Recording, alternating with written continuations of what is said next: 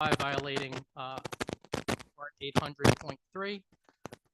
Michael Gonzalez, Ozone Park, 373272, surrendered effective March 25th, 2025, violating Part 800.3. Fiorenza Piccarelli, New York, 410111, surrendered effective March 6th, violating 800.3. Enforcement actions can be viewed on the New York State Bureau of EMS and Trauma Services EMS Disciplinary Action Enforcement page. CME training, the following events were received and distributed. Pre-Hospital Care Research Forum will host a NEMSIS PCRF research workshop, improving EMS systems and pre-hospital clinical interventions for transportation emergencies, June 4th to 6th in Buffalo, New York. Application deadline is May 16th. Icon School of Medicine, Mount Sinai Division of EMS and Disaster Preparedness hosted a grand rounds, EMS 3.0, how EMS will play a crucial role in U.S. healthcare transformation on March 27th. The Office of the Council sent the following correspondence, agenda minutes, and associated attachments for the meeting. REMAC Advisory 2025-02, closure of Mount Sinai Beth Israel Hospital, was distributed to the region. A letter was distributed by REMAC to Dr. Jonathan Berkowitz of Northwell Health Center for EMS, expressing serious concerns regarding that Northwell is permitting paramedics to operate in New York City without the required REMAC credentialing, which is a direct contradiction to the regional standard of care developed by the New York City REMAC paramedics. Need to demonstrate adequate knowledge of the New York City REMAC protocols to operate in the region. Letter urges Northwell to reconsider its policy and warns of potential consequences, including withdrawal of Northwell's approval to provide ALS care in New York City. Letters were distributed by Mr. Ranieri to New York State legislative representatives requesting the advocacy on issuing EMS program agency contracts. The letter states the contracts intended to start on July 1, 2024 remain in DOH's budget office awaiting approval, despite numerous attempts for updates, and warns of serious consequences of delays, such as closure of program agencies. Urged advocacy with Governor Hochul and Health Commissioner McDonald to address the situation, emphasizing that funding these agencies is required under Article 30. The letter also highlights Department of Health expansion of internal spending while these mandates services remain unfunded. A template letter was provided to each respondent to support the regional council. A letter was distributed to the New York State Senate expressing regional council's opposition to proposed changes to public health law, Article 30, included in Part R of the fiscal year 2026 New York State executive budget. Stated that this opposition is based on concerns that the proposed changes are vaguely written, which would reduce the role of regional bodies in shaping EMS, and were developed without adequate input from stakeholders. Letter urges and argues that these changes, which are unrelated to the budget, should be addressed comprehensively during the legislative session rather than being rushed through the budgetary process. An approval letter was sent to Tamsin Wolf, Vice President of Bedford-Stuyvesant Volunteer Ambulance, approving the agency's participation in the BLS iGel Supraglottic Airway pilot program in the New York City region. Attached to the letter was a signed BLS iGel application sent to the Hudson Valley region for participation in their pilot program. And that is the correspondence. In order to allow our presentation that we're going to have, Dr. Prezant unfortunately has to leave in a little while, so we're going to go a little bit out of order. Dr. Prezant, thank you for being here, is going to present to us a brief presentation on the New York City 911 EMS system and the recent changes that we talked about last time. When he's done, we'll open it up for comment and questions. I asked that everyone, I know everyone has thoughts on this. Please wait to be called on, address the chair. We'll get to, we want to hear everyone's thoughts on this, but thank you, Dr. Prezant, for being here. Yes. Thank you for the invite, and thank you for I have to get to. Closer to the mic. Previous meeting, I have to get to the point, so I very much appreciate it.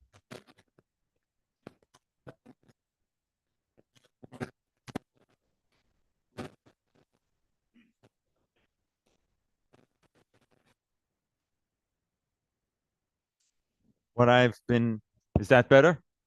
Great.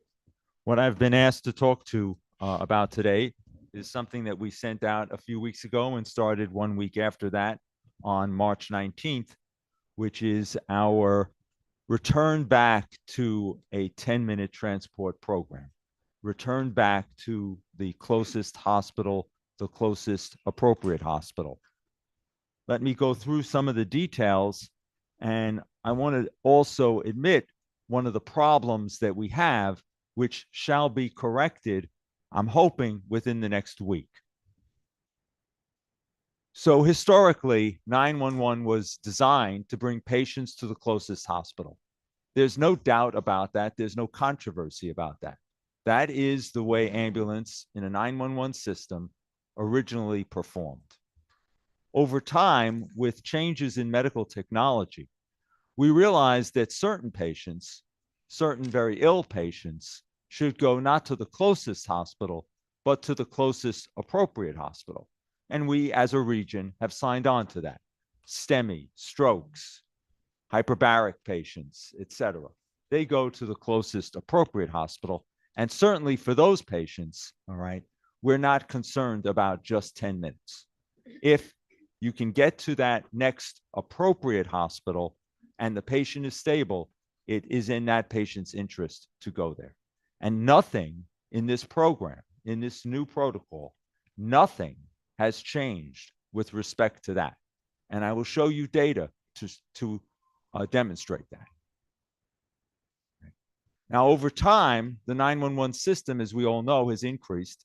In New York City, we have about 1.5 million calls per year, about 1.1 million transports per year, and about a third of those transports are segment 1 through 3, with therefore 2/3 being segment 4 through 7. Now, that's initial call type. I understand that it's not perfect, all right?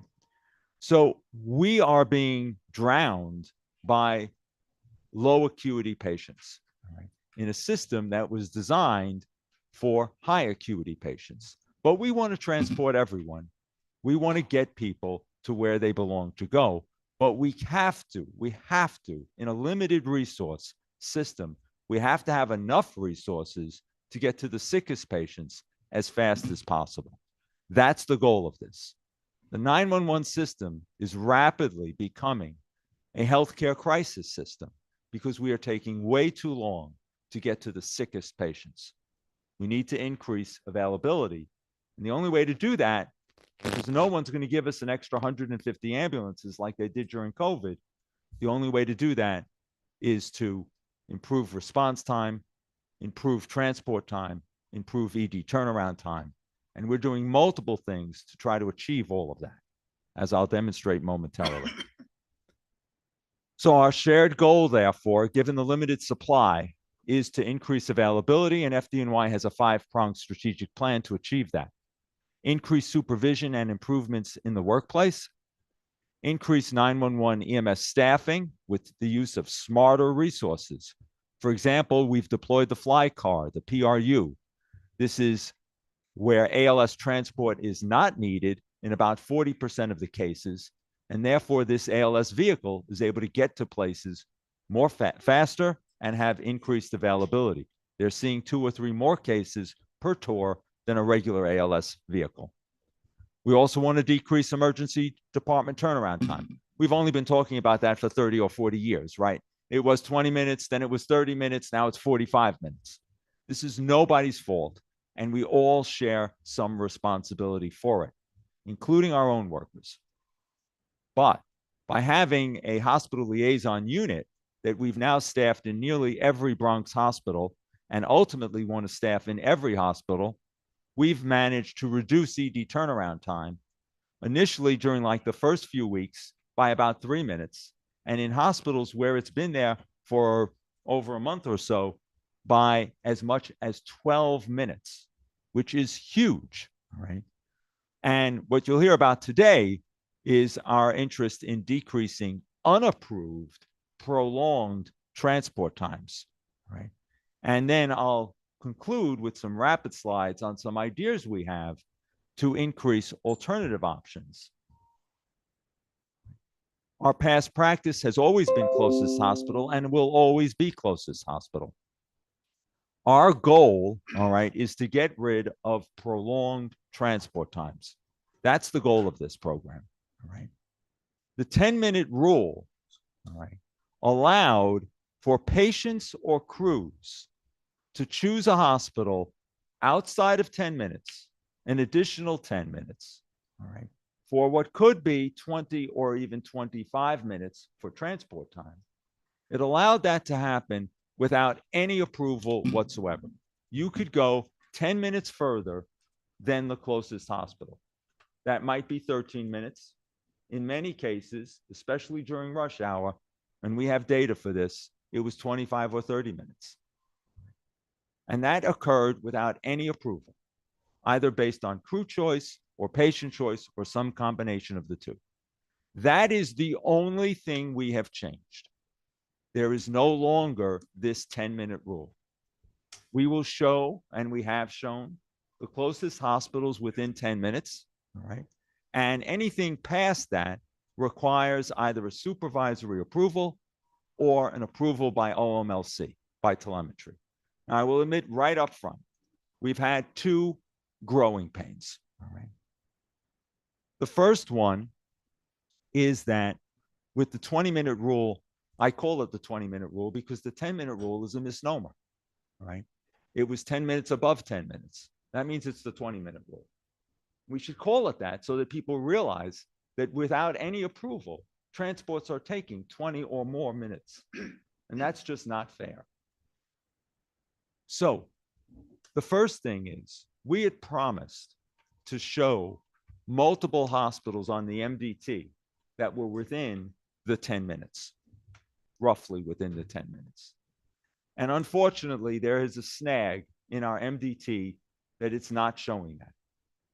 We have investigated that problem, and 99% of the time, possibly on most days, even 100% of the time, the reason why that is happening is because of what I'll call collated hospitals, co-located hospitals that are not showing up on the MDT. So if, and I don't mean to single out any hospitals because there's no judgment here whatsoever. This is where they are. They're not mobile, right? So North Central Bronx is right next to Montefiore. Kings County is across the street from Downstate. It's only showing one of them. That will be corrected, all right? It may take a week or two more to get it corrected, but we guarantee that will be corrected, all right? And it's been a problem, all right, because the patients can see the hospital that they usually go to right across the street. We don't want that to get in the way of what the crews are doing, what the patients are doing. In some instances, one in particular, it brought too many patients to a standalone ED that is right next to one of the hospitals. It should have displayed both the standalone ED and the other hospital so that the appropriate transport could have been made. That is on us. It will be corrected. It will be corrected this month. I'm hoping within no more than 2 weeks. I'm hoping within a week and a half. The other thing is that growing pains at online medical control, right? Because in the past, they had adopted a habit where maybe anybody could call and anybody could get approval. We have data to show that the average number of calls to telemetry for transport approvals was 750 to 800 per week, which is absolutely absurd. And ambulances were being given approval to go outside of New York City, even as far up as Westchester Medical Center.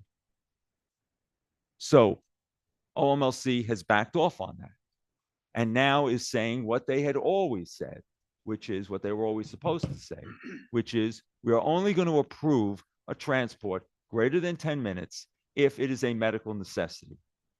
And medical necessity is hard to define. So we have to practice at that. We have to get better at that, right? And that's going to take a little bit of time. Clearly, if somebody's getting chemotherapy and they're having a chemotherapy-related problem, they should go back to the hospital that's giving them chemotherapy. Same if they're post-op and their wound is dehiscing. They should go back to where the surgery was. Where there's this problem is that I'm getting chemotherapy, but I also stubbed my toe. I broke my ankle. Where do I go? We feel you go to the closest hospital, All right. And with health records being shared with HealthX, something that we want to participate in the near future, all right, going to your hospital is not necessary always to preserve the medical records. And many outpatient doctors are no longer even going into the hospital. So it's not true that by going to that hospital, you're going to see your doctor. So OMLC is going to get better at this. And we're going to nail this down. So the two areas, the MDT is going to show the co-located hospitals, and OMLC is going to get better at this. Those 800 calls per week, the first week dropped to 350, and now the last 2 weeks has been around 550 to 570. And we're also now capturing data on approvals versus not approvals. So we'll have more to tell about that in the future. The data that I'm going to show you is not adjusted for changes in call volume on each day, nor is it adjusted for RMAs on each day. But as you can see here, the vertical line is 318 when this program started. You can see here that although we haven't adjusted for it, it's been pretty stable. Call volume, which is the top line, transports, which is the middle line, RMAs, which is the bottom line. So it's not influencing this data dramatically. What you're going to see is you're going to see improvements in transport time, and you're going to see, generally speaking, that the larger hospitals have gotten some decreases in patients, an average of somewhere between 10 and 20 per day. And the smaller hospitals have gotten an increase in patients, somewhere between 10 and 15 per day. I cannot give you individual hospital data at this meeting. This is all hospitals, 19 days before and then 19 days since this transport protocol has been initiated. All hospitals, all segments. And what you can see here is that there's been, in the 19 days during this transport protocol, there's been 107 less transports, and there's been a savings in transport time of 1 minute, 19 seconds. 1 minute, 19 seconds. And most critically, the top figure on the right-hand side, you can see a leftward shift. And what that means is that it's not just some calls that are being done faster in transport time. It's almost all calls. The shorter transports are occurring faster. The middle transports are occurring faster. The longest transports are occurring faster. And in fact, the ones that we really want to target, the ones that take more than 20 minutes, they've decreased by 5%. Here's segment 1 through 3, which you can see very similar data. There's been 38 less transports.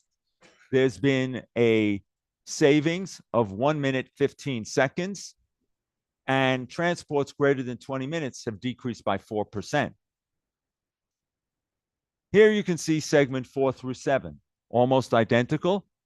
There's been a drop of about 70 transports, and there's been a time savings of about 1 minute, 18 seconds, and transports greater than 20 minutes have decreased by 5%. Again, on all of these diagrams, the ones I've shown and the ones I will show in the next few minutes, you see a leftward shift with an impact on all transports, regardless of whether they're fast, medium, or slow. Now, this is very, very important. This slide is very, very important, because what I've done here is I've taken the critical specialty codes, trauma, burns, STEMI, strokes, LVO, OB, LVAD, hyperbaric, venom, all of the critical codes, all of the codes that definitely should go to the closest specialty care center, right? Or for critical, the closest center. And what you could see is we did not impact that at all. We didn't want to impact that. So here we see that there's actually an increase in transports, that The time savings is essentially zero, as we wanted it to be. The largest decrease was a large hospital got one patient less per day. And some of the, in this case, medium-sized hospitals, because they're all specialty centers, got 11 more patients per day. But the critical thing here is that you don't really see a leftward shift at all, because they were supposed to be going to the closest specialty center, and nothing we have done has changed that. They are still going to the closest specialty center. Here is some online medical control data. Again, the top is, the bottom is all codes to the specialty centers. And again, very little change. Change of by 23 seconds. We didn't want to change there. We want to approve going to the closest appropriate specialty center, even if you call OMLC. But look at the top. The top is all codes other than critical specialty, and calls that have gone to OMLC that have been approved have decreased transport time by nearly 4 minutes, by 3 minutes and 52 seconds, predominantly by getting rid of calls that go outside to Westchester or far out to Nassau County. Here you can see the decrease in calls going out to Westchester on the top panel. It's not as obvious in the bottom panel, which is Nassau County, because actually there are some hospitals in Nassau County that are the closest hospital. So you won't see much of a change there. But you do see a change, a significant change in Westchester. So that concludes the first portion of my presentation. I have just a few more slides, if you bear with me, to tell you that we're committed to taking patients, the sick patients, to the closest appropriate hospital. All right. Of course, there are some patients that don't need an ambulance, that we need to use and think about alternative options to get them to the right place. And there, we have gotten, for segments 4 through 7, for the low acuity cases, for patients that are in a safe environment, for patients that are ambulatory, we have gotten approval from City Legal to match the patient to the network that they belong to. Because here, patients are not that ill. They don't have to go to the closest hospital, all right? They have to go where they can be cared for and not be billed out of network. Because now we're not talking about the potential of taking them to the emergency department, right? New York State law says if you go to the emergency department, the billing is sort of equal, whether you're in network or out of network. But here we're saying, what about some alternative options? Telemedicine, alternative destinations, alternative transport. Here, we want to preserve network relationships because there might be a real financial strain to the patient to do otherwise. So we are coming up with ideas on how to get these patients what they really need. Right? Because the only reason why they're getting an ambulance to respond and then to take them to the ED is, in most of the instances, not all, but most, it's because they called 911. So with COVID, we initiated 911 to telemedicine, connecting the patient to their network's telemedicine doctor. The volume was not very high as COVID decreased. So now we're only using one hospital, but we are open to reinitiating any network that wishes to participate in telemedicine. And we're going to try to increase the volume of 911 to telemedicine. Likewise, we can do the same thing at the ambulance, what we call treat in place, which has gotten no interest whatsoever, but we hope that one day it will. Again, they would be connected to their network's telemedicine provider. We are very actively involved in thinking about alternative transports, either from 911 or once the ambulance arrives, connecting them to an alternative transport or an alternative destination, in which case preserving their network relationship. One of the problems there is a law in Article 30 that defines patient abandonment for EMS in a way that does not define it for doctors, nurses, or any other healthcare professional. They cannot leave the scene without handing off to someone of equal or greater medical authority, which means they can't hand off to a livery service. They can't go to an alternative destination and hand off to a receptionist. It would have to be to somebody of equal or higher medical authority. We're trying to get some revisions on that ruling to protect the patient, but also to allow us some flexibility. This is a basic concept of how we vision the 911 system in the future. 911 call could either get you an ambulance, or it could get you an approved medical livery service or a telemedicine provider. And then once the ambulance arrives, there would be those same options. Thank you for listening, and I'm happy to answer any of your questions. Thank you for the presentation. Questions, comments? Nobody has anything to say? Oh, there's, I see a hand over there. Okay. Can you find a microphone and?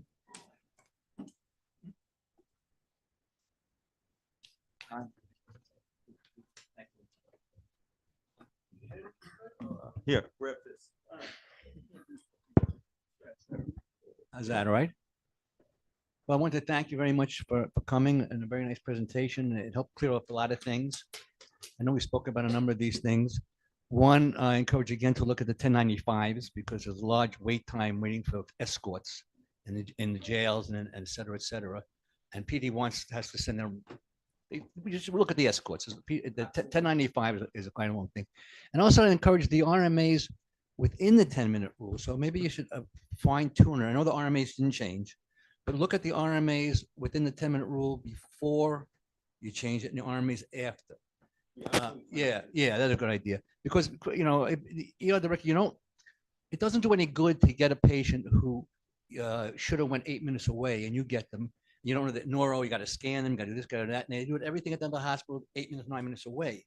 So you kind of want to look that up a little bit about the workups. If we don't get people to the right hospital in terms of the history, the workup is longer, it takes longer, the ambulance is back up, and they're going diversion. So the whole system, it's not just a matter of the transport's 8 minutes shorter. I think we got to look at that issue of going to the hospital they should have went to within the 10-minute rule. Within the 10-minute rule, because it could save a lot of workup, a lot of new workup, the whole thing, bloods, everything else. And the ambulance is back up, and they go on diversion. And when they go on diversion, we're killed with the transport time. So that's it. But thank you very much. Very good presentation. Thank you. I still see patients, and I see patients at a major medical center. And while I don't know how to do this myself, the interns, the residents, and the fellows, they know how to do this really well. They are able to access everybody's healthcare records at every major institution in New York City, and they're even able to access their imaging. All right, they're able to load and transfer imaging from one hospital to the next. So the radiologists are actually seeing the baseline or the prior images. So I think you have to take that into account. But at the same time, we're trying our best to get resources, limited resources, to the sickest patients. I'll just say this, and then I'll listen to any other question you have. One of the things that I've learned is there's actually two active decisions being made when we go to a patient with EMS. We think of it as one active decision. We think of it as there's somebody with a broken leg or a stubbed toe or a bruise or whatever, and how fast can we get to that person? How fast do they need to get to that person? And then we do that. We segment them, triage, and we do that. And that's the only active decision that that person just made. But actually, they made another active decision, even though they don't realize it. Because there's a limited number of resources, If I send something to a patient that's low acuity, once they arrive there, they can't leave. We can divert them on the way if somebody is sicker, but once they arrive, they can't leave. So we've actually made two active decisions. The first is to go to that patient, and the second is to go to the sickest patient slower. That's not a passive decision. It's an active decision. If there's only 10 ambulances and we send 10 ambulances to patients that are medium ill, there's no ambulance to go to somebody that is super ill. And that's a decision we've made. So what we're trying to do in a resource limited system is to maximize the use of resources. That's all we're trying to do. Yes. Yeah, thanks so much. Andrew Dahl with Greater New York. We just want to first thank you and the commissioner for coming last week, talking to our members, discussing this issue.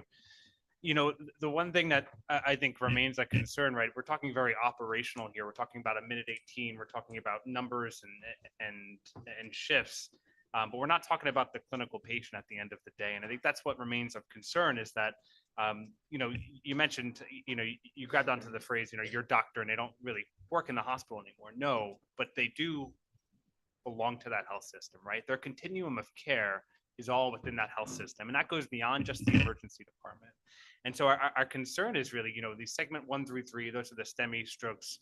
You know, you demonstrated it in your data, you know, there's really no change in that. But there's a subset of these lower acuity patients that are getting grouped into this 4 to 7, where they have complex needs, right? They have a lot of specific medical needs that it may not be obvious, but, you know, I grabbed onto, you know, sick, cough, and fever. I mean, perhaps that they have other comorbidities like COPD, and they see a pulmonologist as part of a hospital system, right? And so those are the patients we're really concerned about not getting the care they need, because while there's a minute 18 saved on an ambulance turnaround, there's now 3 hours with an ED assessment, a secondary transport, and getting them to their definitive care hospital. So I just want to point that out too, is that, you know, EMS has evolved from going to the quickest hospital to being a, you know, continuum of healthcare. And I think that's a remaining concern. And so, you know, we really look forward to opportunities where we can find, you know, that lower acuity, and I put that in quotes, lower acuity patients, and recognize those complex patients, right? And I know online medical control is an option, but we see the volumes that, you know, these physicians have to take calls with, and that delays patient care too. So I want to recognize that. I want to thank you and the commissioner for meeting with our group last week, and we look forward to a continued relationship here. One of the ways to deal with the middle group and the lower acuity group is to optimize alternative options, all right? To respect these network relationships, all right? That is the best way to prioritize and to achieve that, all right? We encourage any options in that area, all right? And that is not considered steerage, all right? Where the 911 ambulance is considered steerage if it goes past what the transport protocol requires, right? And steerage is fraud and abuse, all right? So what we've done with city legal's approval is gotten them to approve that any of these alternative options are network centric. We did that on our own. It took 2 years to convince city legal to do that, so that the amendment to the 911 system for alternative destination allows you to go to your network's alternative destination, as does the telemedicine program that we've already initiated. So I understand this. Listen, as I said, I see patients, right? I had a lung cancer patient. It was very interesting because Dr. Chasen emailed me about a lung cancer patient, and we both seemed to have the same lung cancer patient, you know, and he called me, my patient, and also called 911, and he had chest pain and he had shortness of breath. I want that patient to come where I am, right? I want that patient to come to my hospital. But he was taken to a different hospital, a closer hospital. Why? Because triage, computerized triage, and then the ambulance crew felt that he was having an MI. You're having an MI. Lung cancer is not the immediate concern. It's a comorbidity, but it's not the immediate concern. It's get them as fast as possible to the cath lab if they have a STEMI, all right? And that's what my patient had. But on another time, my patient had an anxiety attack, right? Because he's got so many comorbid illnesses. So these are complex decisions, and we're trying to do the best we can. I appreciate that. I just wanted to clarify one thing on the patient steering, right? So I appreciate the hurdles with legal and telemedicine, but it's not patient steering when it's patient choice, right? I mean, That's correct. okay. That I is just wanted to absolutely clarify correct. that. That is absolutely correct. And how to document that is a critical issue. Thank you. So, yeah, so I think what we heard, and you even brought this up, and we heard this last time, it's, everyone's clear, the 1 through 3, right? It's very clear. You're going to a referral center, no big, everyone's clear on that. The really, really low acuity, you stub your toe, like we're gonna, it's this subset, right? This in between, and how do you pick out patients that are complex that maybe do need to go, and even with medical control, it can sometimes be a complex decision. So I think Complex that's the decision. area, where there's It's a opportunity. complex decision where quote unquote errors, let's not judge it as an error, but Right. just to use that term, was happening before Oh, this yeah. as well. That's the group that straddles what we do in EMS. And I think it might be interesting to look at, as people have mentioned, the secondary, in other words, what is the rate of secondary transfer 6 hours after a while? And is it going up or not? It just might be an interesting thing to see. It is an interesting thing, but remember that that too is a complex data point, all right? There are healthcare systems within our city that actually are built to do just that, all right? We had a firefighter that had an acute MI a few weeks ago on top of a roof. I think I can mention hospital names because everybody did a great job. He went to Wyckoff. He had a STEMI, went to Wyckoff, had cath. Within 60 minutes, his vessels were open, but he needed ECMO. So he was transferred to Lenox Hill Hospital within the network.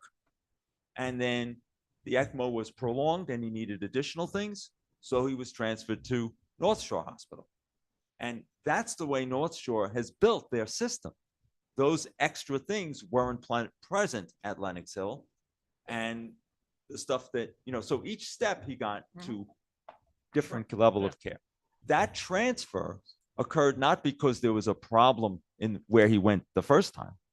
That transfer occurred because that's the way that system is built. Thanks. I think Dr. Redletter, you were next.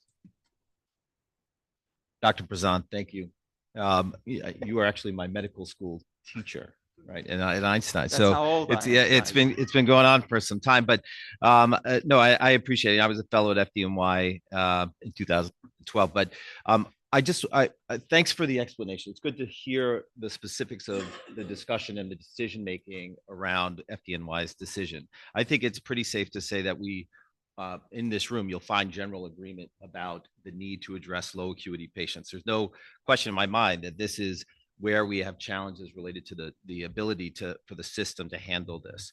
I think that what caught us by surprise was the very little warning, kind of the communication about this and what, the timing of it.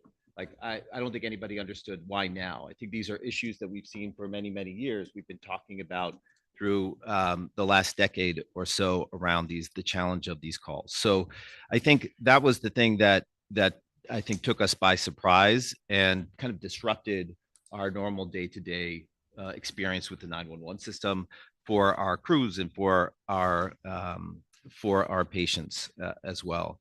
I think in my experience over the last decade, we work best when we work together related to the systems of care. So, I think that our stroke and our STEMI systems of care are top of the are incredible, and I think we've done a great job at taming a really complex problem.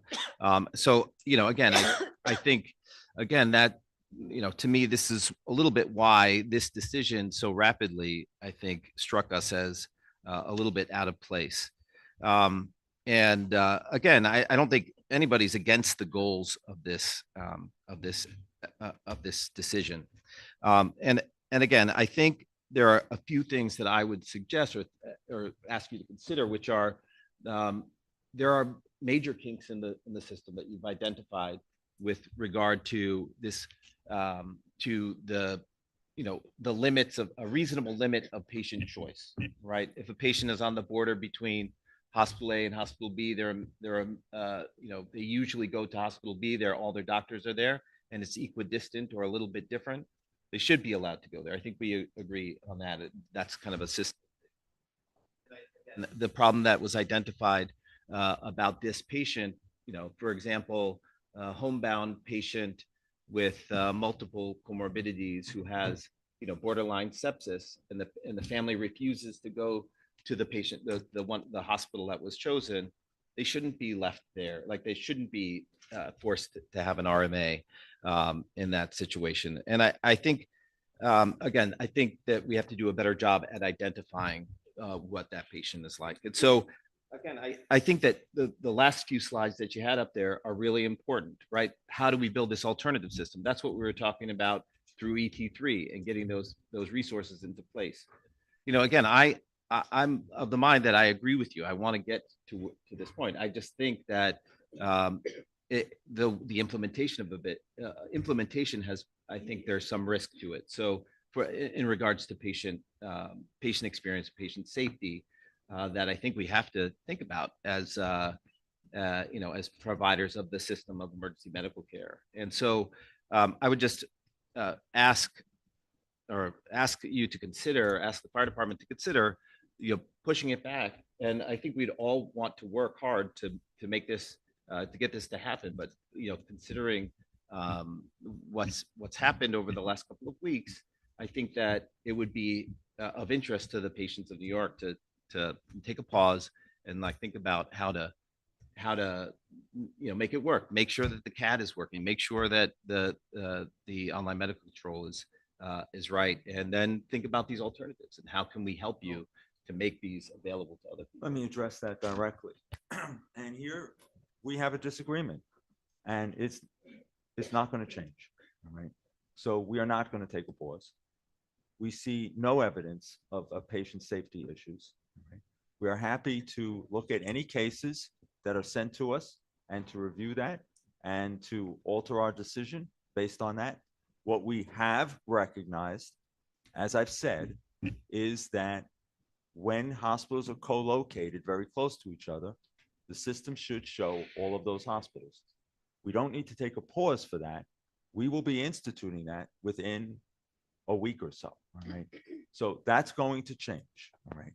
But the fact that some hospitals are getting 10 more patients, one or two, 20 more patients in a day, they're not getting those 20 patients all at once. It's over the day. As I said, I go to EDs all the time in two roles. One, the fire department role, but also when I'm at the hospital that I work at part-time, when they call for a consult, I have to go down to the ED. I'm not talking about pocketbooks. I'm talking about patient care. All right. Every ED that I go to is overcrowded, way overcrowded. All right.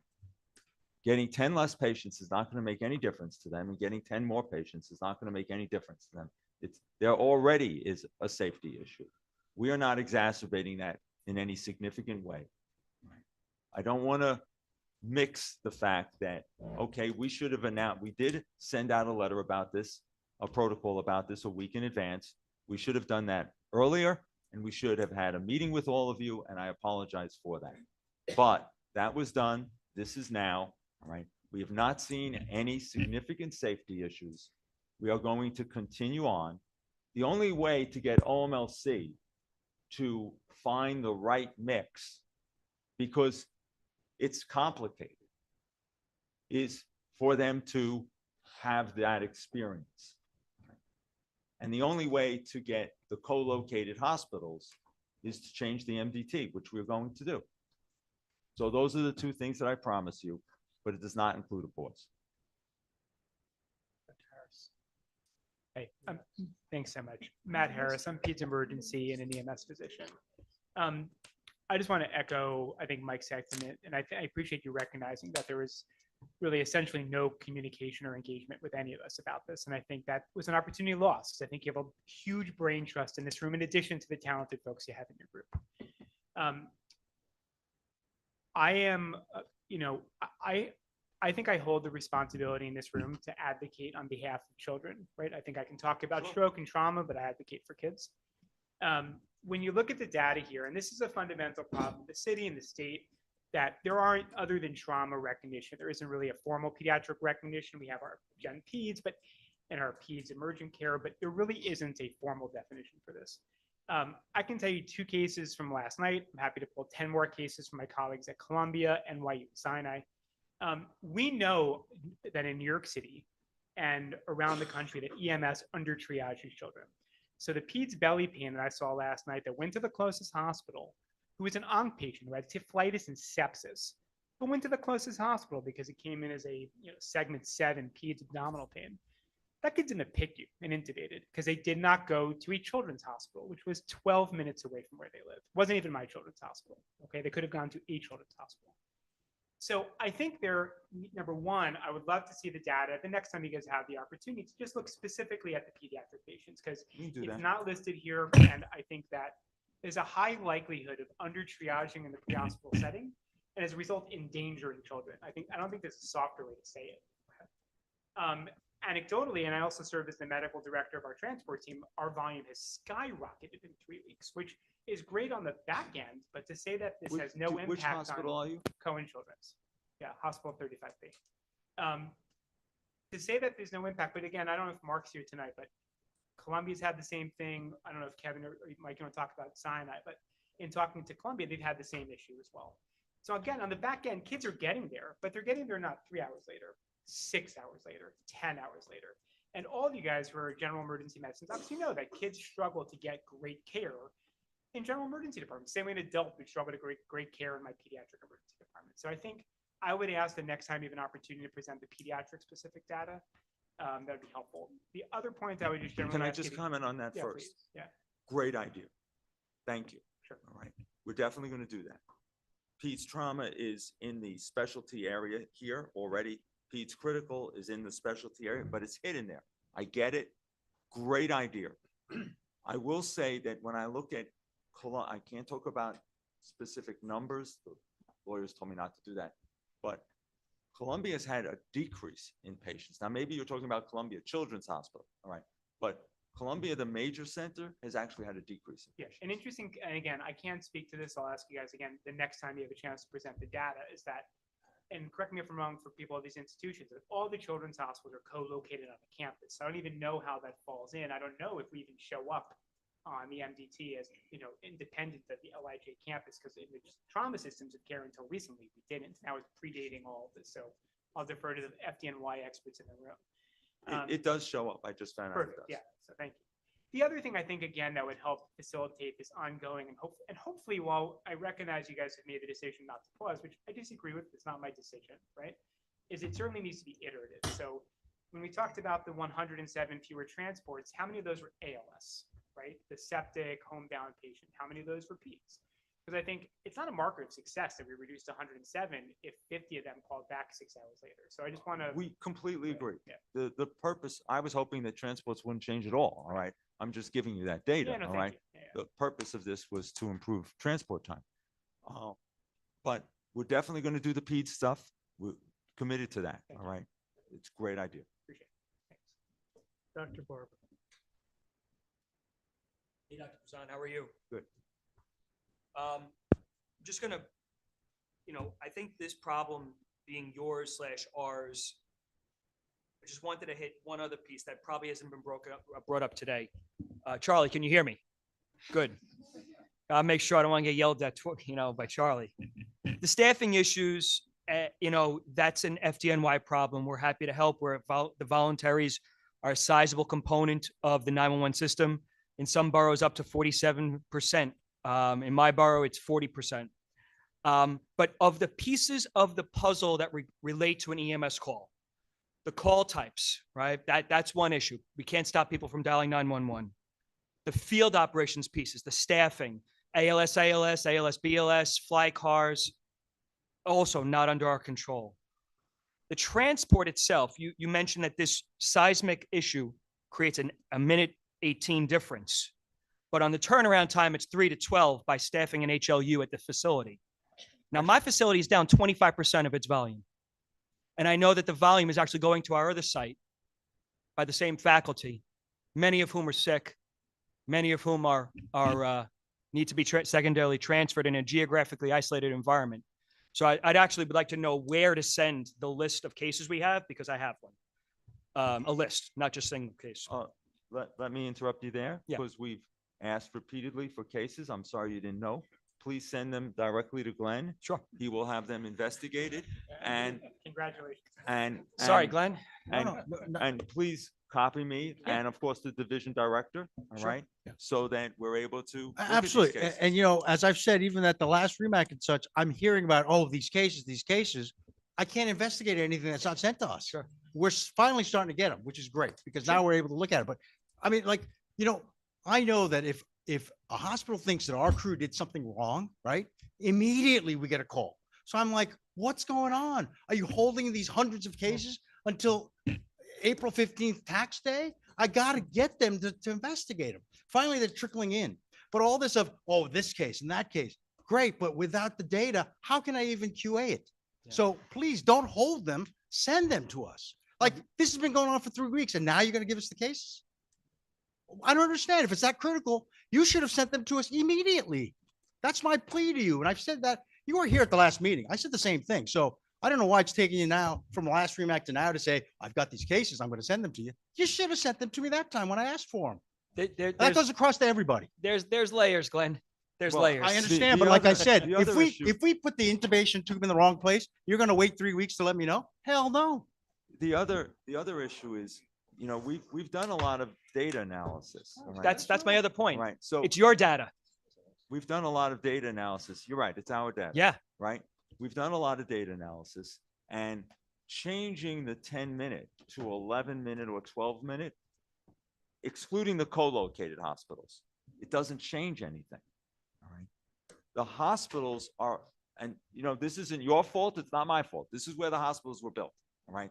They either seem to be right next door to each other, or there's a significant time between them. Mhm. Right?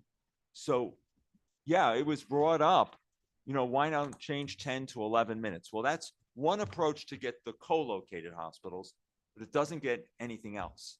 All right. We have 3 different ways to get the co-located hospitals, and we're trying to figure out which is the best, but it doesn't get anything else. All right. 12 minutes doesn't get much else. 13 minutes doesn't get much else because they're so dispersed. So that's part I of what agree we're with that, Dr. struggling with. Brazon. You know, you call a pharmacy, they say, if this is an emergency, dial 911. I'm calling to get a prescription refilled, right? That's a little bit of an excessive use of the system, and no one's paying into that system, although they're saying to the person, dial 911 for this. So I'm with you on that. We are here to help build the system, rebuild the system, et cetera.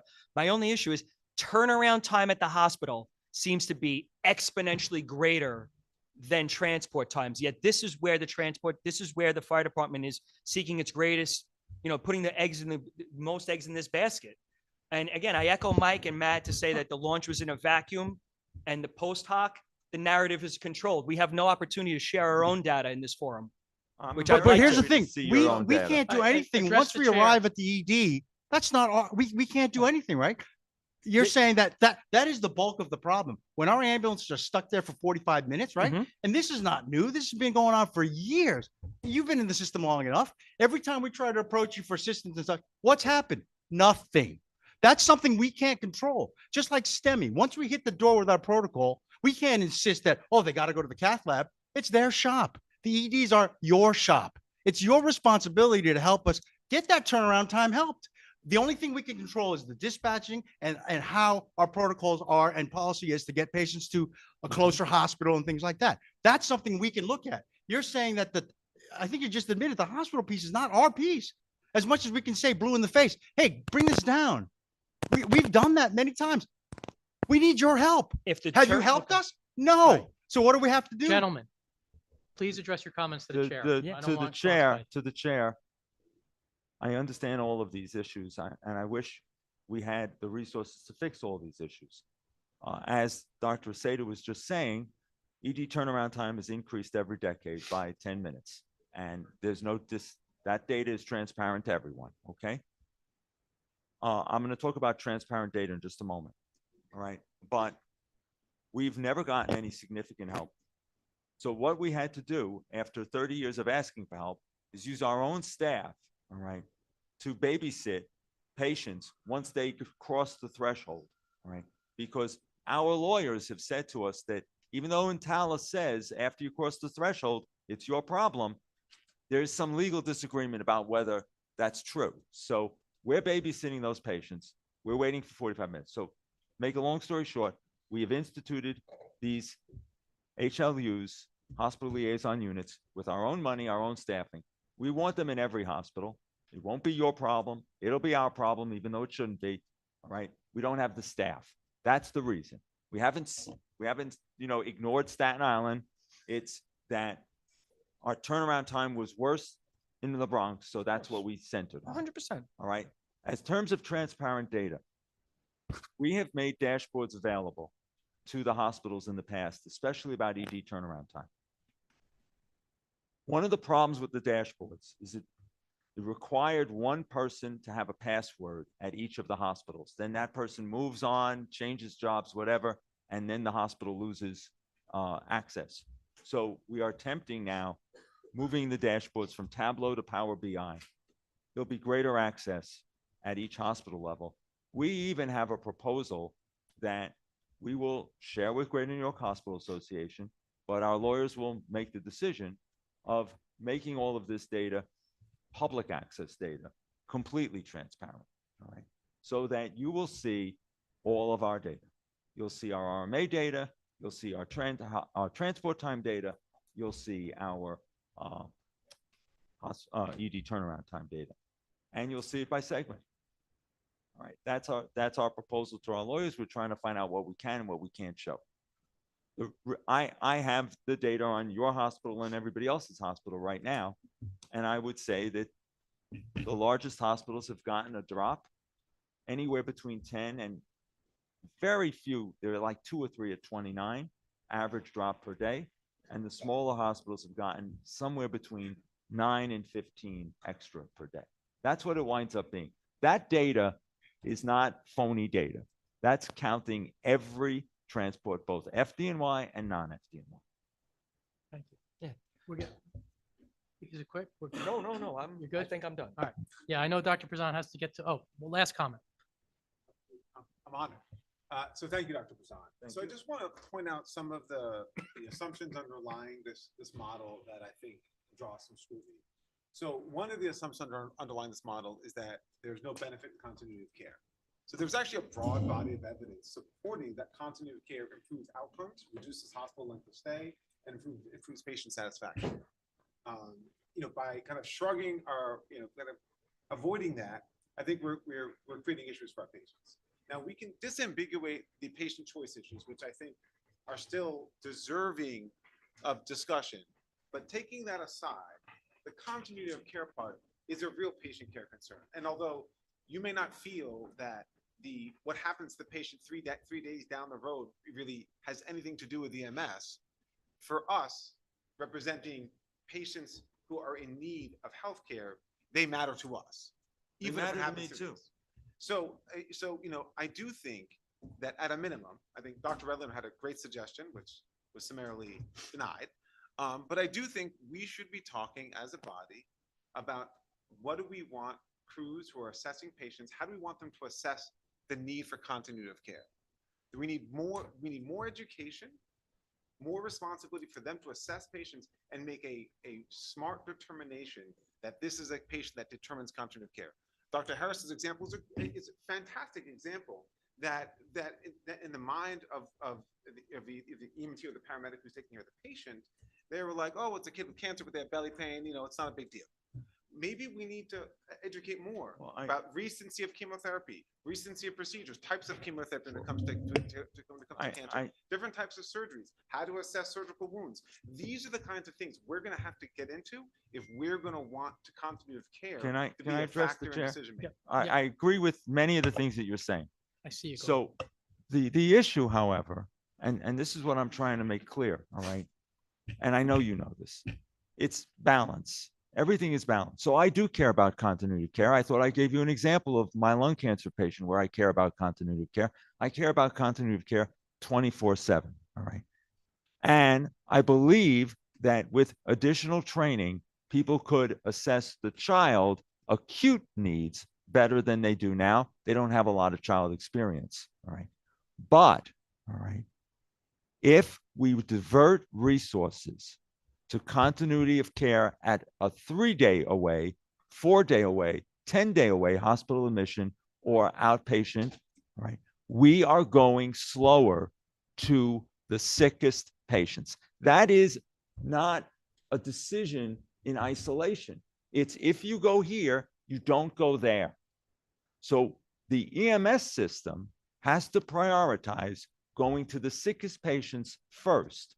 Unfortunately, all right, given limited resources, we cannot prioritize continuity of care. We care about it, but we can't prioritize it. There's a difference. Thank you. Dr. Arcia. Yeah, so I think what you're saying is great, the education, right? I think the REMAC REMSCO LMS is a fantastic opportunity because the EMT and paramedic curriculum really nationally, they don't address pediatrics and the elderly, we know that. So this kind of education, I think it's great for the REMAC REMSCO LMS. Make that a required, CME requirement or something, right? I think that might be the perfect opportunity. That's something that's kind of built in. It has to be developed, of course, but it doesn't have to go back to training academies and such, because as it is, even when refresher, it's so jam-packed that to add any modules is very difficult. I think everybody knows that from a teaching facility. So I agree with you. If we want to teach our paramedics, and the EMTs are tough because they don't have mandatory CME, but we'll figure out something. But I think the LMS module is a fantastic opportunity. I mean, that's going to be a wasted opportunity. Instead of saying they need more, they need more. Absolutely, we agree. So let's do something about it. Thank you. All right, we're gonna move on to, I do Thank really you very much appreciate for you your time coming and and, effort, yes, and taking people's comments. We'll definitely look at that pediatric data and share it. All right. Next, executive committee report. The executive committee met briefly, basically to discuss the correspondences that were sent to Northwell and to the other correspondences that the council has sent out. Subcommittee reports, CNC, Dr. Barber.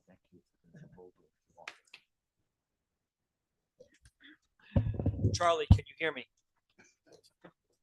It's my opening line. Credentialing met April, get to my notes here. April 3rd, virtually. We just have a couple of items to discuss here real quick, that the 4-year credentialing cycle implementation was discussed. We want to just present here the plan that we came up with, which would be the new year would start July 1st, 2025. Anyone certifying after that would be in the 4-year cycle. Anyone from now until that point, June 30th, would still be, if you have existing certification, they'll become a 4-year after July 1st, after they renew. Oh, no, they'll be Finish their current certification. They're going to finish their current certification cycle, the 3-year cycle. Their next cycle would be 4 years. Anybody taking an original exam, a first-time exam after July 1st will be 4 years. And the other parts about the CME hours were discussed and verbalized, as was voted here in this in the Medical Standards Committee. And our next meeting is June 5th, 2025, virtually. Thank you. Any questions for Dr. Barber and Mr. Wolf? Thank you both. Medical standards. Paul, do you have the table, the new updated table to put up on the screen? You're asking for a lot here. I have it. Do you have to send it to Pam or can you put it up?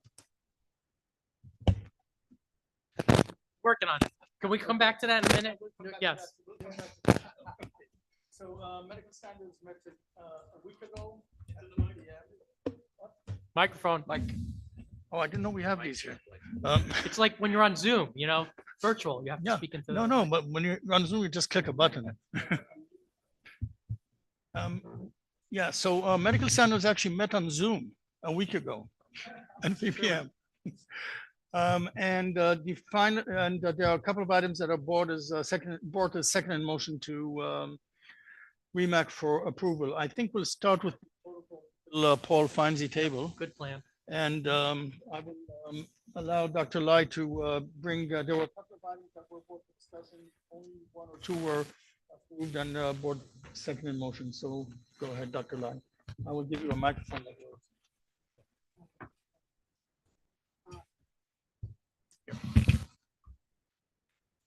So we have two amendments that are being have been forwarded for medical standards from the protocol committee for approval for today. They're both concerning the GOP as well as sort of the introduction to the protocols. In short, this is the proposed language changes that we see here are changes that are currently in the New York State collaborative protocols. That is, there is a statement that is just to emphasize to providers that these protocols these protocols are not necessarily absolute treatment mandates, but they are to be worked and thought of as being principles and guidelines to be able to help the providers help to guide for patient management. They're not a substitute for any good judgment or experience. So that is what the purpose is for these protocols. These were sort of initially just brought up after many of us at the fire department had a discussion with the fire department lawyers discussing various medical malpractice cases that have been brought forward to EMS providers. It was a suggestion that we look at and then propose this language to help to be able to protect our providers when they happen to, if they do happen to go use their good clinical judgment instead of just strictly adhering to the protocols. I do have to say, just as part of this discussion, it was never the intent, and it should not be the intent for the protocol committee to have each of our protocols be reviewed by lawyers prior to being implemented into our system. This was only just this language as well as other language I'm just going to show up onto the screen. That's going to be a part of the introduction for the protocol. Excuse me, for the protocols that were just explicitly just reviewed by them, just because that they agreed that these language changes would be able to help them to defend our providers in cases that there could be any sort of protocol missteps. So that's why we are introducing these two in conjunction as being brought forward for approval by REMAC. No worries. Any discussion about this? All right, this comes forward as a forwarded motion from protocol and med standards, so requires a vote. As is, yes, there's no changes to this. And we're voting on both of these amendments at the same, together as well. Scope and this statement here in the introduction.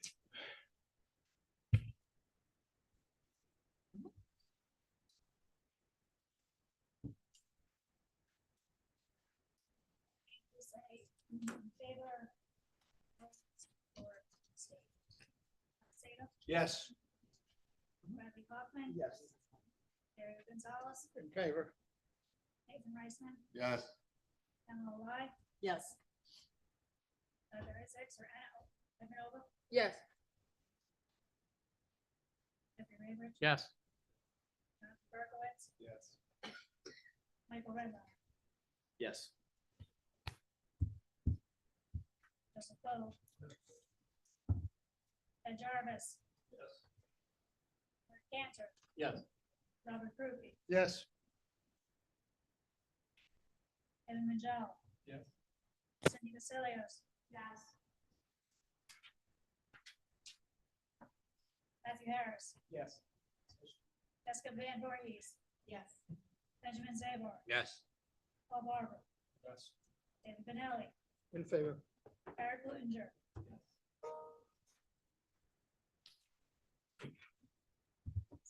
It's unanimous. So these are clarifying language changes only in the GOP and do not require the approval of CMAC and SEMSCO, so they do not need to be sent. That is correct. That's all. I would like to make before we move on with the Medical Standards Committee, I'd like to make a motion about these two changes that we just approved. Okay. That's okay. I'd like to make a motion to make these changes as an emergency change. Although they are not dealing with medicine, they are definitely dealing with the financial livelihood of our agencies. And I think that we should not wait until 2026 to introduce these changes. All right, so your motion is to make these as an emergency change to the protocols. Is there a second on that? Yes. Is a second. Discussion. We usually vote on whether things become emergency changes. Yes, requires a vote. Because otherwise it would fall in the revision cycle. So what this motion is saying is, this is of sufficient importance to us that we want to make the change immediately. It was seconded, Dr. Gonzalez seconded. Is there any discussion on the motion to make it an emergency change? All right, seeing none, we'll have a vote. The motion as an emergency change to protocols to become effective immediately.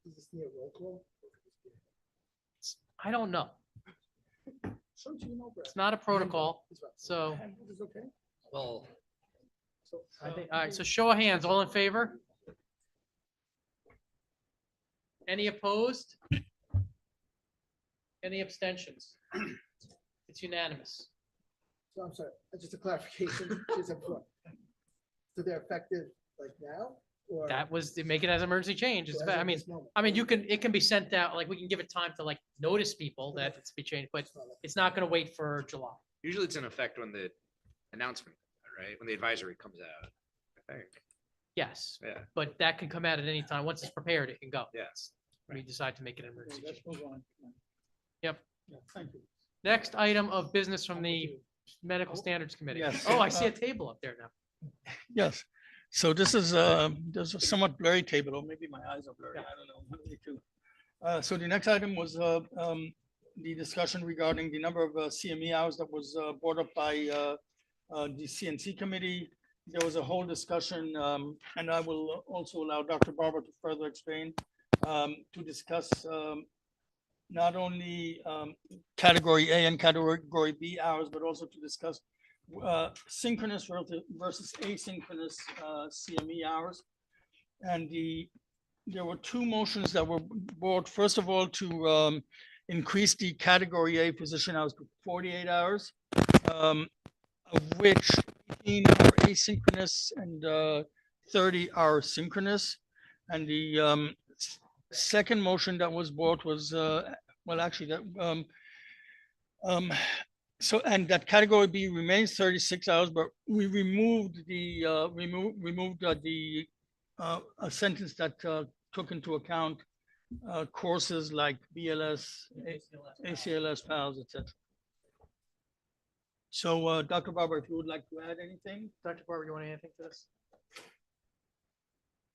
No, I think it's splendid. So what you're asking I the, summarized it well? yes. Oh, I'm sorry. So what you're asking for us to vote on is the table as we see it now. in That is front of correct. us. Correct? That is correct. All right. And this, it's not a protocol, so I don't, right, Brad? This doesn't need a roll call vote. It's not a protocol. Yeah, I think so. Yep. Are you? Right, okay. All in favor of this CME proposal as presented on the screen there, raise your hand. Anyone opposed? Is that still, it's still a yes, right? Yes. No opposed. Anyone abstaining? One abstention and the rest approved. It carries. Thank you, and thank you to the committee for all the work on developing a table and revising it multiple times. Okay, thank you very much. That concludes the report of medical standards. The next meeting is on June 10th at 3 a.m. virtually. Okay, And happy MS week, everyone. thank you. QA/QI committee, is there a report? No, I'm not talking about you. No? No, but I'm saying I see none. Is she here? I was corrected that it's 3 PM, not 3 AM. Got it. We'll come back to QAQI. Training and ed. Any report from training and ed? I see none. Okay. Well, interfacility, Dr. Berkowitz, anything new? Yeah, I mean, so the document, sorry.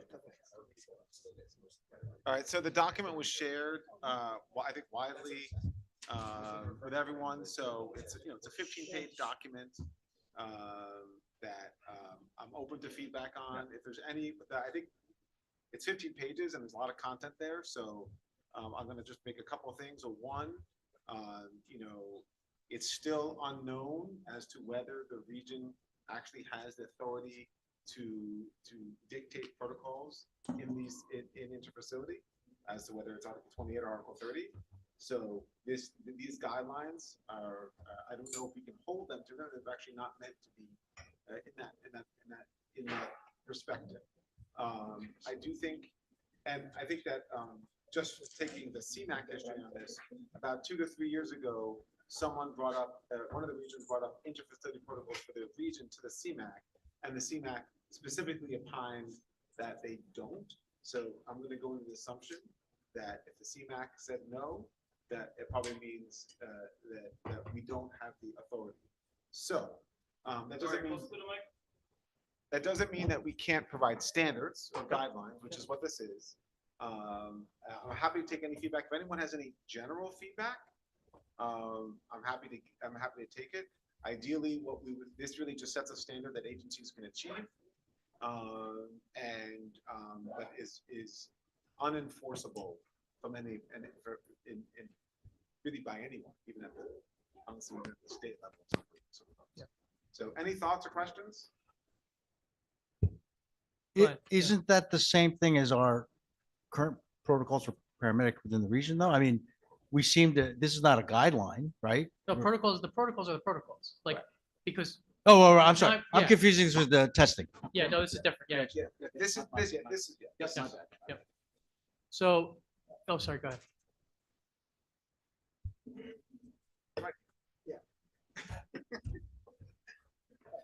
I haven't thought a lot. You just about turned it off. I'm sure there's a lot of discussion here between whether this an interfacility EMS, people are saying does not apply to under the rules of EMS. So if there's a third party EMS agency doing an interfacility transport between two hospitals that are not affiliated, it was just surprising to me that the thought is that the REMAC does not have authority over the care they provide. That was what was said at CMAC, that because you're transferring from one Article 28 facility to another, that Article 30 would not govern. So who's overseeing that unrelated paramedic? Well, that's a very good question, and I don't know that we've ever been given a clear answer on that. But again, it doesn't mean we can't produce this document and publish it as a best practices document and guidelines, recommendations for. Yeah. Which is how it's structured. Right. So if anyone has feedback, please, let Dr. Berkowitz know. It'd be nice to be able to approve the document at the next meeting if people have had the opportunity to provide feedback and take a look at it. And the approval is essentially an endorsement that these are standards that we believe in our region, that if agencies that perform the service follow these standards, that the interfacility transfers would be handled in a higher quality and safer manner. They're not a protocol or anything that can be enforced. And an endorsement by the region, we would then take it to other regions and ask them to endorse it, and potentially have some state guidelines that at least set a minimum standard of, it's really basic stuff. Like if you're going to ask a medic to transport a patient on a piece of equipment, they should have been trained on it at some point in time, which sounds super basic, but happens all the time. In these situations where people are thrown into a piece of equipment that they've never used before, without recourse. Yep. Thank you. We'll go back to QI. Any report from QI? Oh, sorry. I thought that might happen. Just had to use the bathroom. Can you hear me? Okay. The quality committee met on March 28th via Zoom. The first item to talk about is the regional dashboard. So as we've said in previous meetings, we're planning to hold a training session for use of the regional dashboard in the coming months, looking like we're planning for early to mid-June. So just keep an eye out for information on that. Additionally, we've gotten some very limited feedback on the data included in the dashboard. One agency pointed out some discrepancies between their internal data and the data that's in the regional dashboard. So we're going to meet with the First Watch team and review these and make any necessary modifications. But I just want to reiterate to everybody, please let us know if you're seeing any discrepancies with your organization's data on the dashboard and your internal data. I know it's asking you to do a little bit more work, but if you do have the bandwidth to just have your quality team take a look, even if it's just 1 month of STEMI or stroke data and compare, it's really important. We want this data to be accurate and useful before we, making sure that it's accurate and useful before we start sending feedback to agencies in the region. So please just let us know and we'll work to make sure that that's hopefully optimized. We are planning to hold a 1-day NAEMSP quality course here in New York City. Dr. Redlener and Joe Ranieri are helping to plan and coordinate this. So probably targeting early fall, and we will let everybody know once we have more details on this. We have been discussing CARES, so we're attempting to encourage and support involvement in the CARES registry throughout the region. So as you all know, CARES Cardiac Arrest Registry to Enhance Survival is a really important tool to understand how we're doing with our out-of-hospital cardiac arrests in the region and potentially identify some areas of improvement. So ideally, we would have most or all of the agencies involved. We do already have several major hospital systems and voluntary EMS agencies that are involved. Right now, we have Mount Sinai, New York Presby, Flushing, Jamaica, Northwell, and NYU. So please reach out to the quality team if you want to discuss this a little bit further, if you have any questions. And we can always put you in touch with the team that's designated to help with New York agencies that want to get involved, and hopefully answer any questions to kind of support other people getting involved there. Lastly, we reviewed a large amount of data on airway management, specifically looking at our advanced airway placement from January 2020 to December 2024. We were looking at total attempts and success rates before and after that protocol change in July of 2022, I believe, that allowed for standing order sedation for airway placement. We're doing deeper dives into this data, but just wanted to share with the group that overall, we saw no significant change in the number of advanced airway placements before and after the protocol change, which I think is important to know, just kind of high level, the effect that change had on the system, if any. Moving forward, we'll plan to analyze this further, looking at any effects on time to intubation, first pass success rate, any side effects like hypoxia, hypotension. So once we have that data kind of with more detail, we'll present it here and share it with everybody. That's all I have. And our next meeting will be April 17th at 1 p.m. on Zoom. Thank you. Any questions for QI? All right. RTAC report, anyone? All right, we'll move on to the regional council update. Okay, so I'm gonna be brief, just touch on some highlights. We last met on March 25th. First off, the approval of motions. We approved the following seats for reappointment beginning July 1st, 2025. Joseph Schenker for chair, Jeffrey Raybush, first vice chair, again Bradley Kaufman, the case second vice chair. The officer's term is 2 years, ending June 30th, 2027. We also approved the legislative committee sending letters to New York State legislators opposing the proposed change to Article 30 of Public Health Law. In response to the delays of the program-based contracts, Regional Council approved to explore filing in Article 78 in conjunction with other regions that will pursue that route with us. If they are not, then we'll bring this back to the next council meeting for discussion and with the appropriate information how we proceed from there. There's with the approval of the 8 recipients to receive EMS awards at the next EMS dinner. We hope to see you there. It's May 18th, right? The emergency preparedness update, the Office of the Review Council is updating its internal systems to assist with streamlining the process for REMAC and online medical control credentialing.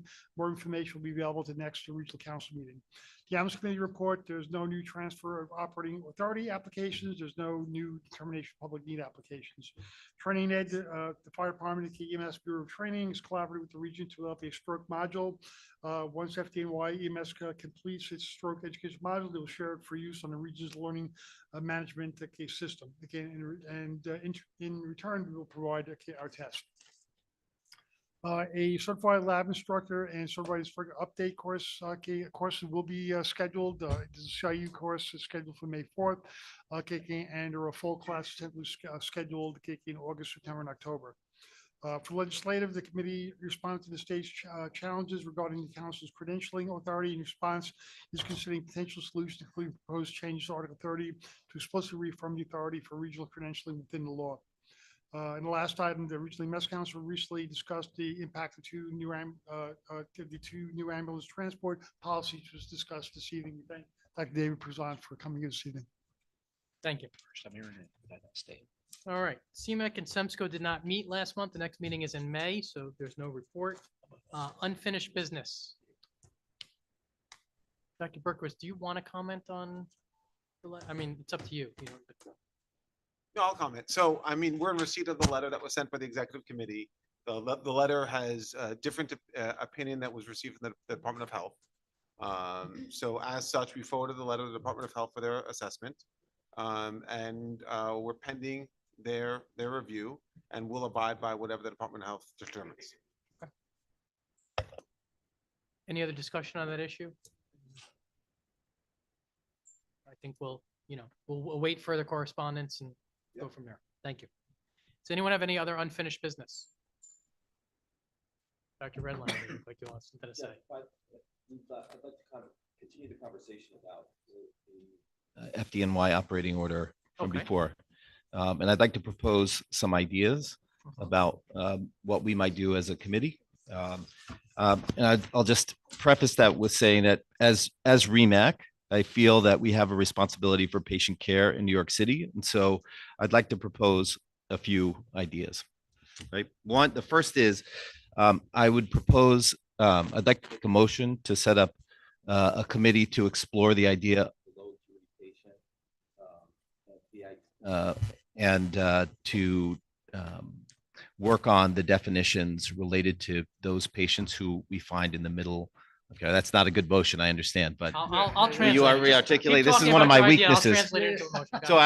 So that's the idea. I'd like to so it sounds take like an what you're active asking role. for is that a tag be established to look at the definition of low acuity patient. Is that what you're saying?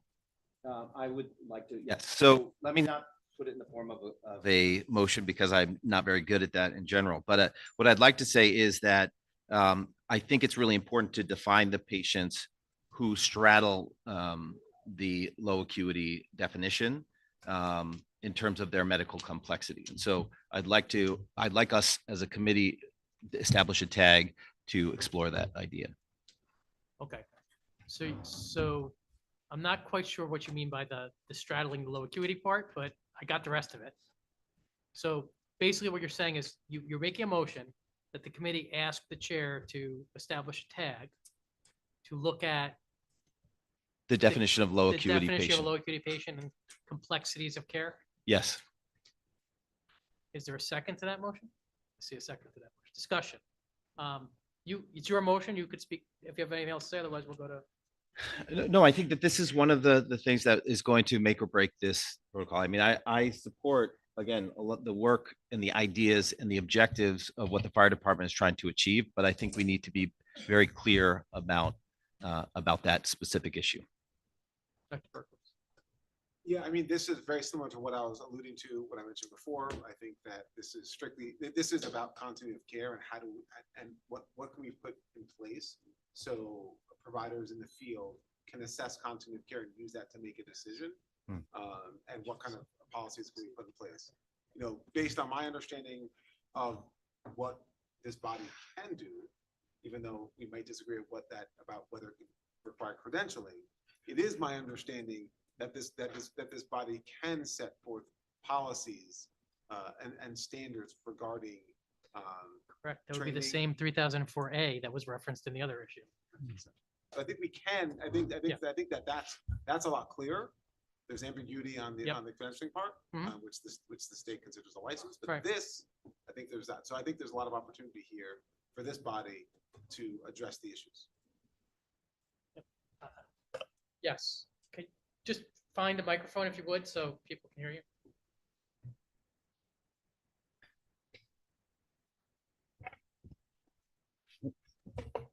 Thank you. Dr. Kevin Jason. Jason, that's so I think maybe a friendly amendment, but Okay.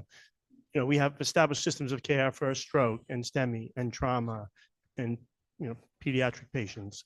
We should look at the idea of systems of care for these low acuity type patients. And so, you know, if it's, you know, treat in place, if it's alternate destination, if it's, you know, keeping them within networks of care, whatever that is, not just creating a protocol, Yep. but coming up with best practice evidence and ideas about how to manage them. Were you gonna say something? Yes, Dr. Zabar. And I mean, I think similar to what Dr. Berzant said, I don't think anyone thinks that there is not a value in continuality of care. I think it's like Dr. Berzant said, it's a spectrum where clearly it's not reasonable to drive an hour and a half to, you know, to get to this hospital from Staten Island to go to Manhattan, but clearly going an extra 30 seconds or a minute, of course, that should happen. And I think the question is, where do you draw the line? And the challenge is, you know, if it's an emergency, clearly a life-threatening emergency, we should be going the closest appropriate. And so, you know, I mean, I think people discussing it is a great idea.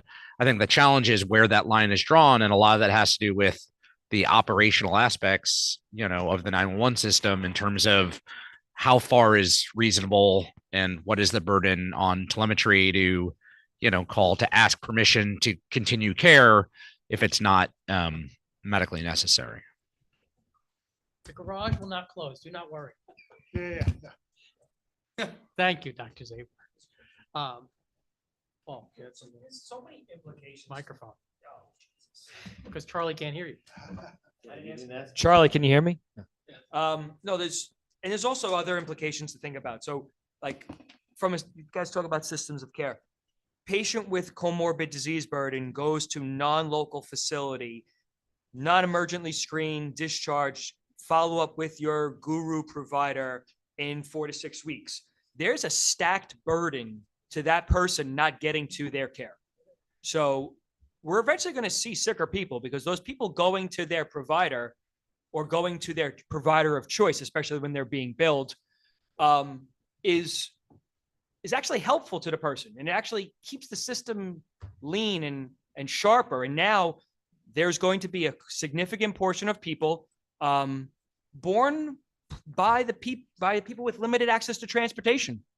And that's its own population, people with limited access to transportation. I think these are all the complexities that this tag is going to need to discuss. We're not going to fix it tonight. No, yeah, but I do want to say that, you know, it's there is a disease burden that's going to exponentially increase. The other thing that we talk about systems of care is coordination of resources for education excellence and development of high quality care. And we talk about STEMI systems and STEMI care and LVO care. We are now going to dilute experience amongst facilities. And that's going to have training implications as well for many hospitals with regards to staffing, reimbursement, and their academic programs.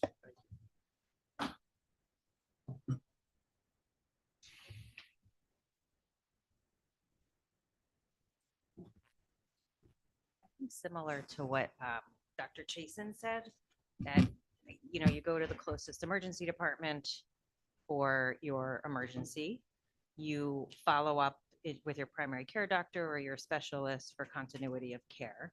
But if you call 911, it should be for an emergency and you should be sent to the closest hospital. If it's not an emergency, there should be ways to get that patient to the correct provider that is not the 911 system. That is just overburdening a system. And it's actually to the first receivers, it's a little bit infuriating to see EMS come in, you know, with the stub toe and, minor injuries and, knowing that there's somebody out there who is critically ill that could be using that ambulance and was delayed. So I agree with that, what Dr. Chasen said. Any other comments on this? I do think in this patient population, it would be important to get Greater New York's input and involvement on this as well. Yeah, no, absolutely. We're happy to participate in the tag and do whatever we need. Thanks. Yes. Can you hear me, Charlie? I'm not sure if this is an appropriate discussion for this committee, but I think it needs to be somewhere. What about education to the community? Because I think this being a surprise and patients hearing about this for the first time when, EMTs are at their house is not right. And if we're going to say use ambulance in a more appropriate way, I think there should be education there. Thank you. Glenn and then Dr. Berkowitz. Go ahead. I don't know if there's been any PSAs or anything. Yeah, no. Yeah. We've had PSAs in the past, save 911 for little emergencies and such. Guess what? Our volume goes up. Yeah. Because people are like, oh, I can call 911. And, we have Because all they heard was 911 in the Right. end. And the population that we have is, look in this room. How many of us have called 911 for a patient? Not a patient, one of our loved ones, right? For the most part, you don't feel so good. Either I get you to my primary care doctor, or if we have to go to the emergency department, short of you lying on the ground, and I can't get you up, we're going to take you by our cars because we have the luxury of that. Our population doesn't have that. So a lot of the times it's just, I called you, so take me. It's to a point where they don't even want to answer our questions. Okay, I got my name, yeah, this and that. Why you ask me these questions? Just take me to the hospital, right? So I'm not saying that that's the fault of the community, but that's just something that's known. And when you look at it, if it's a stable patient now, I hate to say it, but I almost wanted to go, oh, don't bother calling 911 for that, finger injury, because they won't take you to the hospital you want to go to. I should have called an Uber. Yeah, you probably should have called an Uber, right? But Uber costs money. Yeah. 911 doesn't. So I heard the word financial being brought in. That is not a patient care issue to me. Now you might say with the networks and such, I get that, but a stub finger doesn't have to go back to network. I've said this before. We're board certified emergency medicine doctors. We can handle anything that comes through the door. Stub finger, fractured finger, major myocardial infarction, trauma patients that even if we're at a trauma center, we get. That's our job, right? And you're right. The middle ones are the ones that are a little bit difficult. So how to stratify that? I guess it's something we can look at, but we can't just say because your network and because your paperwork is at Cornell, oh, your network, we're going to take you there. No, we shouldn't be doing that. And if it's a financial issue, that's unfortunately not EMS's responsibility. It's not. So I agree. I don't know if the tag is the place. It has to be somewhere. If it's education, then the trade. Like I said, there are LMS modules that we have the opportunity. You have the opportunity as REMAC REMSCO to put out. We have our own LMS. And quite frankly, our LMS sometimes sucks. It's not really that fluid and such. But we have this ability. Like you said, we have a lot of smart people in here. We can't put together some modules. We can't add it to our training academy. We just don't have enough time to fit what we have in there. And pediatrics and geriatrics, they're issues. So let's put it into the LMS. I think that's a great starting point. Yeah, just to echo what Dr. Kosturko said, I think the public, and I think that the REMAC can comment and make a statement that we believe the public should be aware of this change in policy. I think that's something that we can agree to. I don't think the public is aware. I know that from what I'm hearing from our crews. And I think it actually, everyone, if the public were made aware with some sort of public announcement that in fact, if you call 911, the current policy will limit where you can go. And I think that will actually reduce call volume of unnecessary calls. And will also make this clear. So I think that's one thing that I think we can vote on a statement and advocate for communication. And then the other thing is, is that your example, the finger, is actually a great example, because that's the difference between patient choice, which we can put aside and say is less important, and continuity of care, where there's a bigger where I think we're going to really have to get into the weeds and educate what that means, because historically that hasn't been something we focused on, because it's kind of the system was set up to handle it, and now the system is set up to put patients at odds with continuity of care. So those are my 2 points. Thank you. Yeah. I don't think there's any real dispute, okay, we have with FDNY. I think we've always measured ourselves by wanting to really protect our public and protect our patients.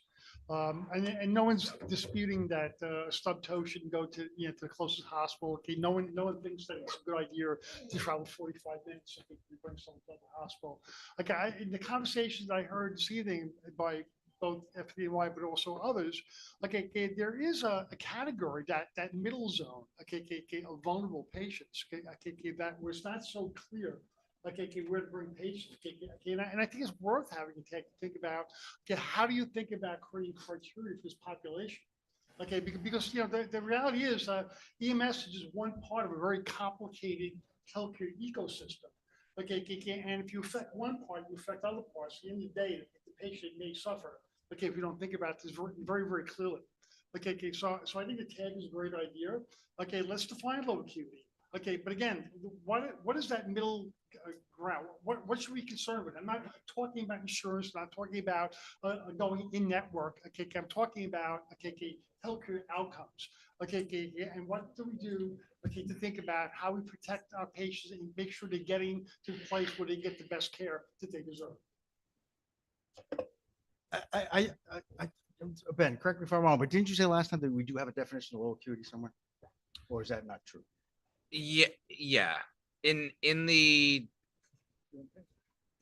yes. Appendix P, yeah, for the. Yes. ET3 when we go And to implement it. yes, and that was gonna be my suggestion, because we did have a tag for that, and they did work on that Yes, they do. stuff as far as what's the definition of patients that were appropriate for that. But It's Glenn, you're- kind of along the lines of. But you're asking for when the crews are allowed to call telemetry for a transport decision, right? Is that what you're asking? about? Well, I'm just asking in broad spectrum because the idea of let's get a tag to define what low acuity is, I thought that was already done. But if it's not done, then I think I'm not opposed to it. But again, the whole thing is, do we now come up with a CCC category? Maybe we do, that says if you're in a network and you're stable, but maybe you're not, then you go to this hospital. Yeah, I think these are all. I mean, this that- is what needs to be discussed. Yeah. But again, it's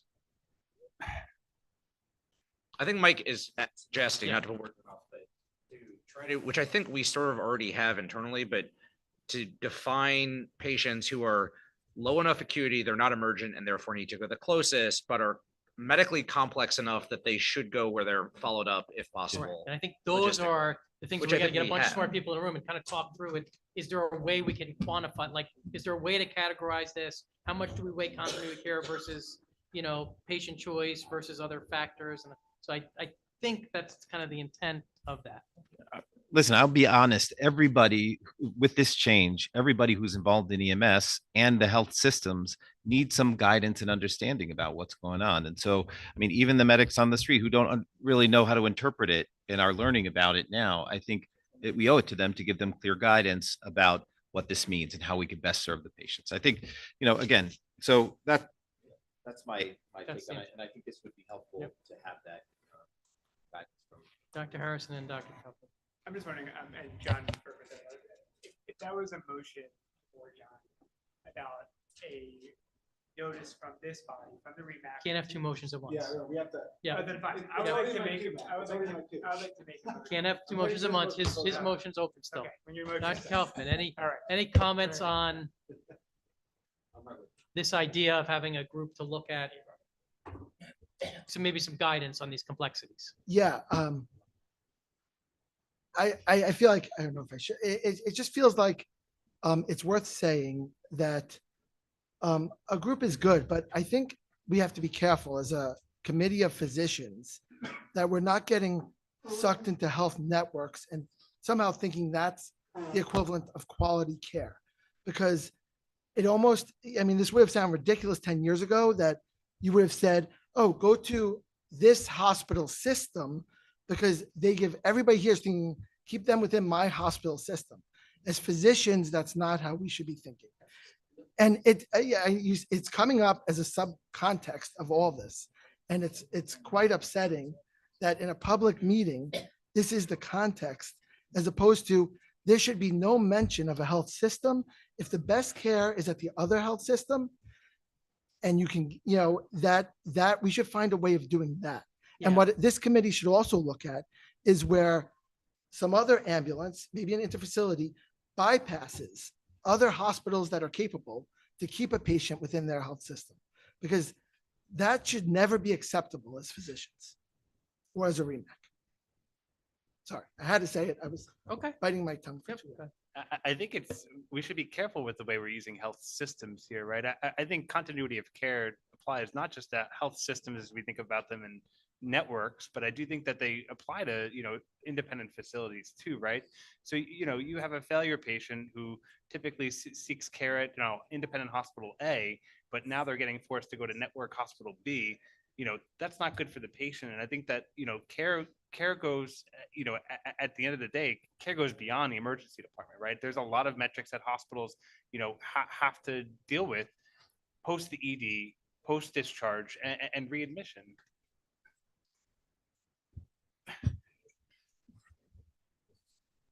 Yes. Well, that's very interesting you bring that up because, I'm going to speak about a city hospital issue, right? We get requests sometimes for stat transfer from, let's say, Jacoby in the Bronx to a cath lab at Bellevue because it's network. We don't approve that. No way. We're not going to bypass. I can't remember. St. Barnabas is a facility. No, that's not right for the patient. Even though it's an H&H patient, we're going to lose that patient. That's too bad. We can't justify going that distance, right? That's a network issue. No, no, that's my example. I'm giving you my example. Understood. I'm not an example. I'm giving you an actual call. The other thing is you're talking about ED care, right? But you're talking more beyond the ED care, right? Correct. From us, our perspective is the ED for the most part. 911 is an emergency department. So one ED versus another, the care there, board certified emergency medicine doctor, Dr. Kaufman works at LIJ, I work at another hospital. That care should be pretty consistent. You're talking about what? You don't think it's going to be consistent? No. No. Let me finish. Let me finish. But you're talking about the continuity of the admission piece and this and that. That is not an ED 911 function. It's an EMS function. He can take care of a STEMI patient the same way I can at my hospital. That's the ED piece. You're going beyond the ED piece. From my perspective, 911, we have to get the patient to the emergency department. If the admission, right? We can take care of the same type of patient. Same patient goes to him, STEMI gets the same care. Well, if they're a STEMI facility, I have to. Right. Yeah, I understand. Same comes to me is going to get the same care because we're both board certified emergency medicine doctors. What goes beyond the network? The continuity. Yeah, but let's stabilize the patient first. That's my thing. So you're talking more in-house. Ultimately, we're emergency medicine doctors, and that's my main concern. And so now to say, to keep them a network, and as much as you're saying it's not financial, Paul did say in his statement, there's financial implications too. Yeah, there's going to be. But in an emergency case, where the medical piece is not that financial. Yeah. So go ahead, but we could debate this endlessly tonight, but go ahead and we're going to wrap it up. First of all, I think the financial part was actually about what's in network for the patient as well as the patient burden. So let's make clear what that was about. It's not about that because I agree. It's not about the health system financing, but for everyone here who's done a trauma certification verification, stroke verification, STEMI verification, any verification that we use to assess our hospitals to receive specialty care patients, they don't just look at the ER, do they? No, they go upstairs, they look in the ORs, they look in the garbage.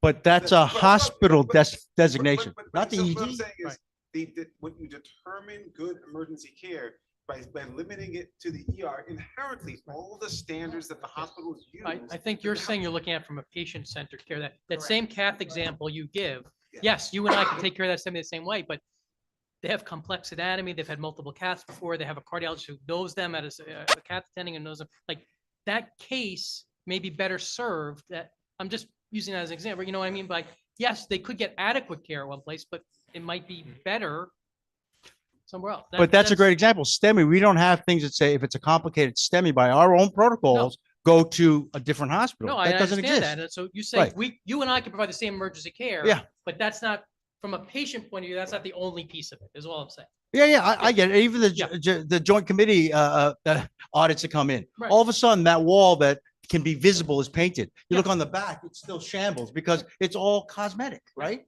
But we're all board certified emergency medicine physicians here. Some of us are EMS board certified as well. So we're double boarded in this, right? And for somebody to tell me we can't handle the patient is absolutely ludicrous.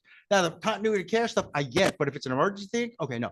The minimal stuff, no. So you're talking about the middle piece. Okay, but let's not just say, oh, because of, I think we're making excuses at this point. I think to the middle piece, I think that there is that subset of patient. It may not be huge, but there are those in that middle piece that they might be better served going right. And that's, I think that's what we're trying to get at is like, how do we? Telemetry, call an officer to the scene.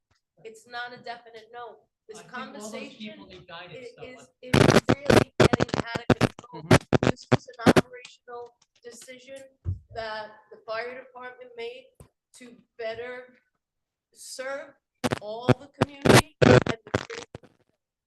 I understand there's that middle section, but we need to worry about the critically ill.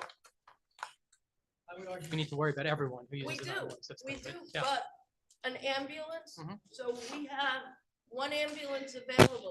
Do we go to the cardiac arrest?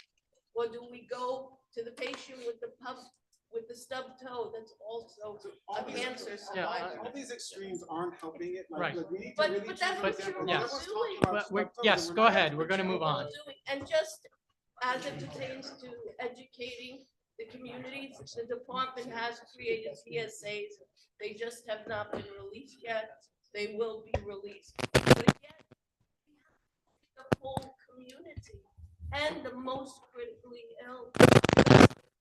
At that, you're not the ones out in the field dealing with these people. Last comment, gotta move on. Yeah, just so I don't.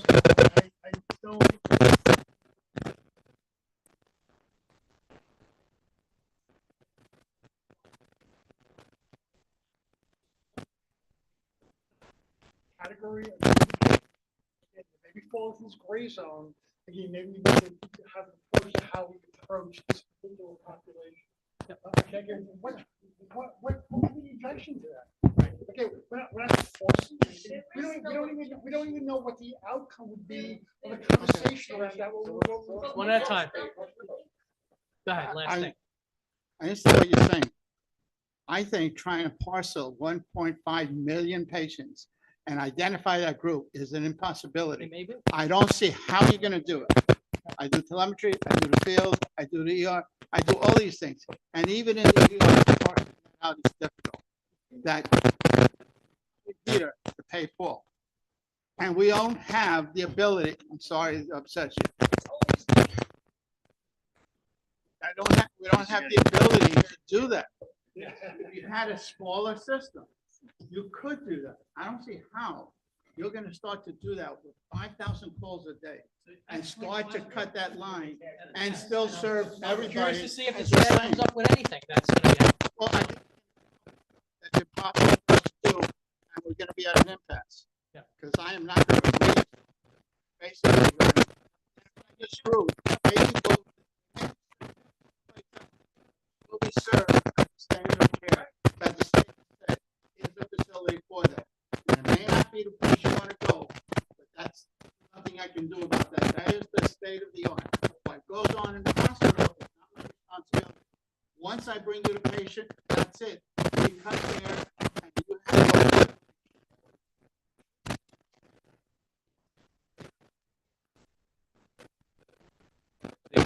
There's a motion on the table that's been seconded. Should call the question, neither vote on it.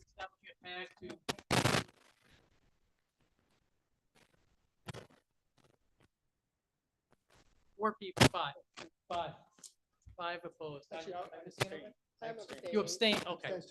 Again, all in favor? Keep your hands Keep your hands up.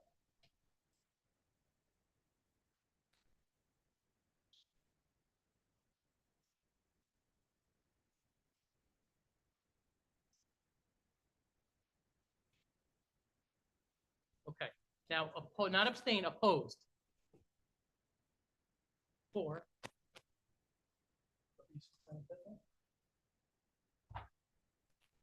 Yeah. I got it. Abstain. 3 more abstains.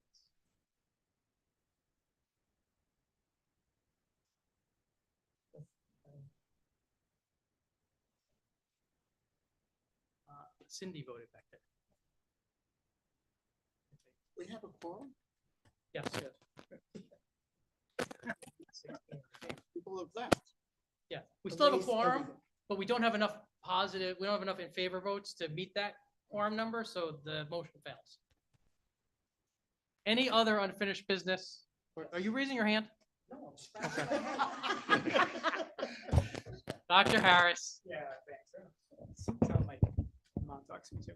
I'd like to make a motion that the REMAC make a public notification to all relevant stakeholders, hospitals, and the public, just describing the changes to the protocols and any potential impact on patient decision-making in the process of where they go to the hospital. Okay, is there a second on that?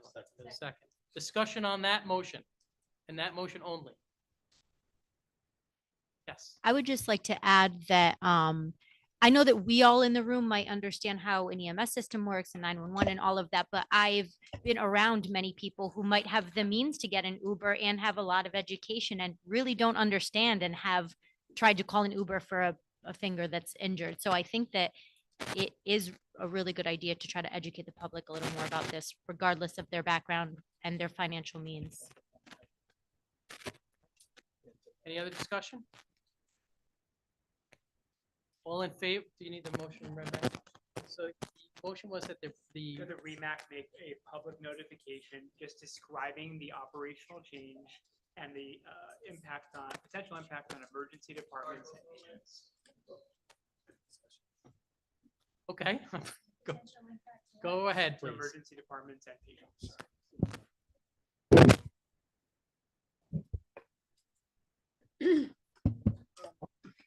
Yeah, I just.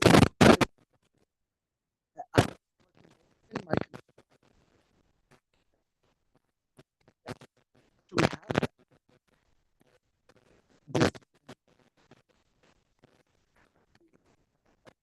I think the best thing to do is go ahead and sending out affairs directives to the hospitals. I think he's saying to the public that now will only be taken. But you said the public to tell them the new process and the implications for the hospitals. Oh, yeah, I don't. Do we know the implications for the hospitals? But I think there are key stakeholders, the general public and hospitals. We can come up with better phrasing, but I think public awareness of the change. Yeah, I don't know that you can state what the impacts are yet. I don't know that we Fair, fully know totally them, fair, but I totally think you fair. could say that the rule, yes. Caveat onto that, Dr. Brazant brought up that we would all have access to the data, which has not been discussed at length yet. That's So another maybe motion. part of that is. That's not relevant to this motion. It's a great motion. It's a good, hold that thought. You can't have extraneous discussion. It wasn't a motion. If you want to understand the hospital impact, all of us should have access to the data. Correct. Yes. The motion is public notification of the change, the rule, and how it will affect transportation.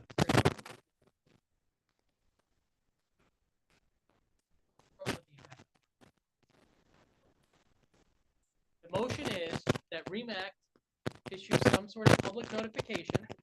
Yep, that advising the public the change in the rule and its implications on transportation choices, on destination choices. Yeah. Yeah. In other words, they should know that if you cut your finger and you want to go to another borough, get the Uber. But they're not taking it. Yes. Well, the key Ride to for that is ride that share. patients need to know that the choices that they had prior limited. are no longer a choice that they have today. Correct. Right? So last week, yeah, I asked EMS to take me to go from the Bronx to Columbia Pres. They facilitated that. They're not going to do that this week or this month. Yep. When, Okay. All in favor of that? It might be different. We have to say it might.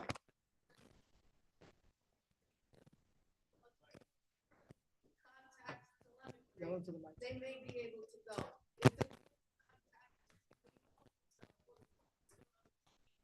Overrides the CAD, That is a false statement. So the data that was already presented demonstrated, in fact, that patients were going to different locations. So we already have data to support that it is a true statement.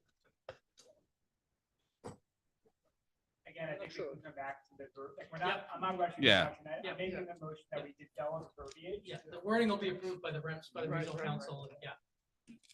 All in favor? Notify the public of the change. Raise your hand.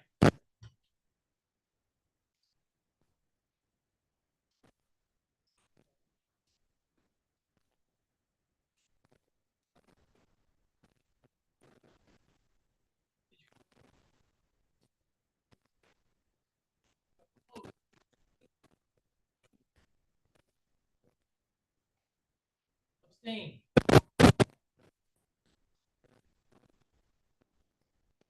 And not a suspicious against. You could, but we don't have enough affirmative votes to. No, we would get affirmative. What's the number? You have, the quorum number is 16. So you have to have 16 affirmative votes. So if you only have 16, Yeah. you have quorum, everybody has to vote affirmatively for it to be a. Understood. I think there's a simple majority for non-protocol motions. It's a majority of the members present. I don't know. So Let's confirm that. yeah, I mean, like for protocol. We will review that. If that's the case, this motion pass. We'll review it, not now, but we'll review it. If it has to be 16, we don't have. Yeah, I think it depends on. Any other business? Please no. Anyone? I will, seeing none, I will obtain a motion to adjourn. There you go. Thank you all.